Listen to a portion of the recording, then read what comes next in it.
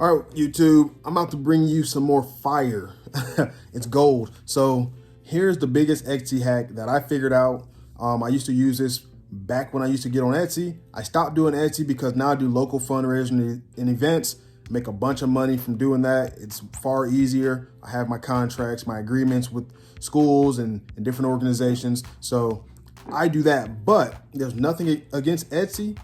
I still would be doing Etsy if it was worth it for me, or if I needed to do it now for some reason, I would do it. But here's the deal. I'm more of a fan of selling digital products on Etsy now. Now, if you're not selling digital, if you're not doing fundraisers, you're not doing events, and you are on Etsy right now, this video is for you because I'm gonna show you the biggest Etsy hack that I know. And also this, you wanna stay till number 3 because number 3 is the hack. That's the one that you do not want to miss. Number 1, you gotta find your niche. So here's the thing that I learned, that Etsy uses an algorithm and it's similar to YouTube's algorithm and Google's algorithm. And all the other algorithms too, but it's very similar to YouTube and Google because that's what I use the most and I've noticed it. So when someone types in what they're looking for in Etsy, it goes into the search engine and this algorithm, it pairs up that buyer to all the results that match it. Well, think about this. How does this algorithm know that these things match? Well, it's because of keywords. Keywords, tags, and the type of buyer they are. It sees that there's other types of buyers just like them who typed something similar in, they found these products and they bought. This algorithm is a very complex tool. It's a very complex machine. When you have a niche, you have a whole store of similar items. So let's say your niche is soccer mom or just soccer. Actually, let's say your niche is just soccer. You have all of this soccer stuff in your store. You upload soccer shirts, soccer earrings, soccer quilts. You got soccer ball ornaments that say mom on it. You got all these soccer ball things, soccer paintings that you hang on your wall, everything. Your cover photo is soccer items.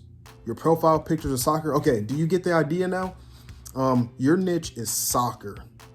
So when someone types in soccer, you're gonna be in that group. Now, here's the thing. When someone clicks on your profile, they're gonna see immediately, oh wow, this is the place for soccer. Like this is the soccer store.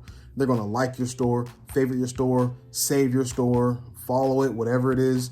But let's say on the other hand, there's someone who sells some soccer items too, but they don't have a profile pic. They don't have a cover photo. And then they have soccer items, but then they also have Batman, and then they also have football and high school prom stuff. Like, I don't know. Say there's a bunch of different things. Well, the algorithm's kind of confused because now someone's typing basketball. Does this person want to rank for basketball? Does this person want to rank for baseball? Does this person want to rank for whatever?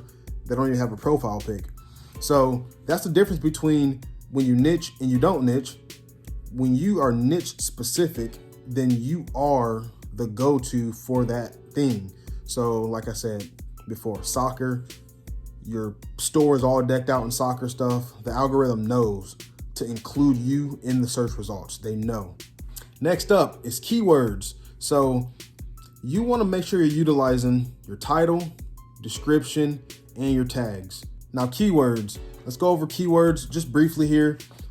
Keywords is what someone is typing into the search bar. And say I'm searching for soccer mom earrings. Now what the algorithm is going to do, it's going to pull up all these soccer mom earrings. And it may pull up some soccer stuff from here, some other soccer stuff from here, maybe a soccer shirt, soccer here. But for the most part, it's going to pull up a lot of soccer mom earrings. So it'll probably be an earring with the soccer type of design on it, and it'll say mom or something, or mama. Now your keyword is one of the factors that connected you to that search result. You're going to use keywords in your title, you're going to use keywords in your description, and you're going to use keywords in your tags. And that's just doubling, tripling down to the algorithm that you belong in the search results. Now, number 3 is the biggest hack of them all. I put sell to locals. Now, I want to explain what that means. This is the biggest hack of them all. This is so powerful for you to do. I want you to do this so bad. So you have your Etsy store.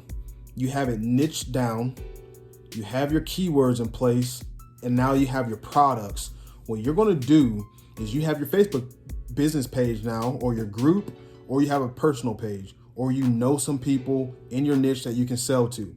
This is so powerful, I'm telling you. What you're going to do is copy and paste your link to your product to your Facebook page, whether it's your personal, business, or your group. Or if you just know somebody in your contacts, copy and paste that link. And if they're interested in it, then that's how you send that link, and they're going to buy that product through your Etsy.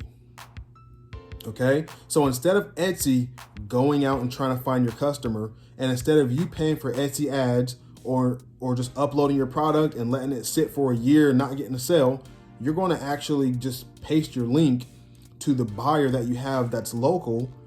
And instead of them coming to your house, or instead of you meeting in Walmart's parking lot, they're just going to buy your product through your Etsy link. What that's going to do is give you your first Etsy sale. You're going to get Etsy sales, okay? And then, since you know this person, you can text this person and say, hey, did you use the product? Did you get the product yet? Did you like it? You can say, okay, can you leave me a review? They're going to leave you a review. You can tell them the specifics. Can you make it a video review?